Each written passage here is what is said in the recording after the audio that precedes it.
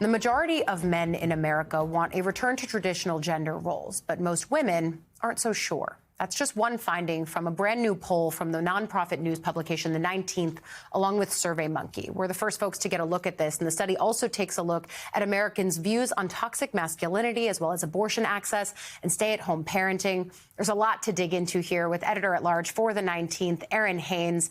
Erin, I was so happy when I started looking at these poll numbers, and I knew that you were available to talk about them because there is so much to dig into here. I want to start on the return to traditional gender roles. It's a gap that we see between men and women, but then there's also a gap between political party affiliations and generations. What can you tell us about these numbers? We've seen these kinds of gender gaps reflected in other recent polls, but this one was really fascinating. Yeah. Well, listen, Allie, thanks so much for highlighting the poll where folks can visit 19thnews.org to really see the results and read our stories unpacking this. But yeah, gender roles was just among the issues that we asked about for the first time this year. This is the fourth time that we've done this poll with SurveyMonkey. And as you said, you had about half of Americans thinking that we should be worried about the impact of falling birth rates, for example, with more men worried about that than women. And, 31% say society would be better off if young people prioritized having a family, right, before professional accomplishments or other goals. But there are gender gaps and there are partisan gaps in those numbers. Let me just say 39% of men versus 24% of women believe that. And then 15% of Democrats. 15% of Democrats compared to 51% of Republicans say society would be better off if young people kind of prioritized having families before those professional accomplishments. And so, what does that mean? How is that showing up in their politics? How is that showing up in the choices that they're making every single day?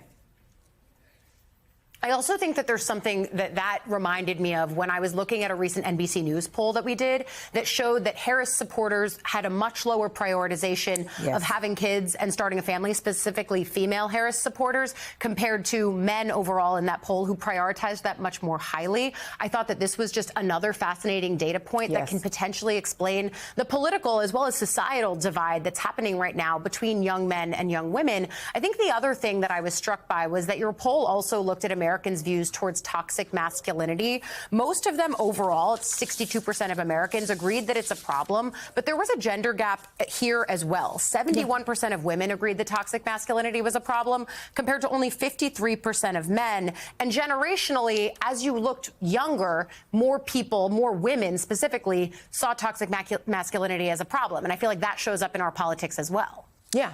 But I do think it is notable that over half, 53% of men, did say that toxic masculinity is a problem for our society. Look, this is something that the 19th covered, during the campaign, and also as we have, we're 8 months into this administration, and we're seeing how some of this particular brand of masculinity, right, that we're seeing playing out across the Trump administration. How is that playing into? How is that translating into not just rhetoric, but also policy, right? So if this is a concern for 7 in 10 Americans, what are they prepared to do? How are they prepared to act on that? How are they maybe going to push back on that, either, in society or maybe even at the ballot box? Yeah, and I do think that there's, in this larger conversation of toxic masculinity and the way that the so-called manosphere manifests in politics, there's almost this backlash to more women and more people broadly recognizing the privilege that comes along with being male in a society like ours. I think that that's definitely showing up in politics, too. But then the poll also does poll an issue that is both gender and also overtly political, and that's on abortion access. You say that nearly 2/3 think abortion should be legal in all or most cases. That tracks actually with where Gallup polling has shown this to be in the past. But very small numbers think the government should restrict use of IVF, hormonal birth control, emergency contraception. That's also consistent with polling on the issue. But what do you think about how Democrats can use polling like this to layer onto a platform that's very much up for debate right now? Yeah, I mean, look, I think that, Democrats obviously talked a lot about abortion, not only in the last midterm election, where as we look ahead to another midterm, but also in the last presidential election. But also, they talked about the economy, right? The economy continues to be the #1 issue. And thinking about reproductive care, reproductive access, not just as a health issue, but also as an economic issue.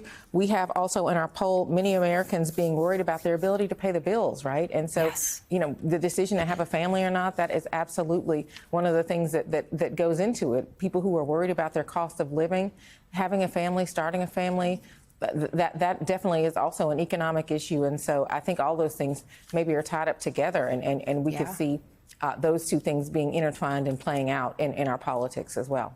You and I have talked about the way that reproductive health care is actually an economic issue, and we're not the only ones. That was former Vice President Kamala Harris who often made that point. And you actually spent some time with her last night on the opening stop of her multi-state book tour. Talk a little bit more about that conversation, whether or not you see this as an end or a beginning, new beginning for her political career. Yeah, it was really interesting. So, you know, 107 Days is the book that finally has her, in her own words, kind of recounting her historic, unprecedented campaign for president. Obviously was unsuccessful in that, but, you know, she unpacks kind of the lessons learned and gives people a behind the scenes. And this was really her first time in front of a crowd to discuss that. The crowd was super energetic, and she really seemed to feed off of that. And so she said this 15-city book tour, which kicked off in New York last night, is an opportunity to listen to people, to hear where she is and what she's thinking, but also how the American people are thinking and what they think the fight is going to look like going from here. So really interesting, and I'm really interested to see how this tour continues and what she learns from it and what she might do as a result of it.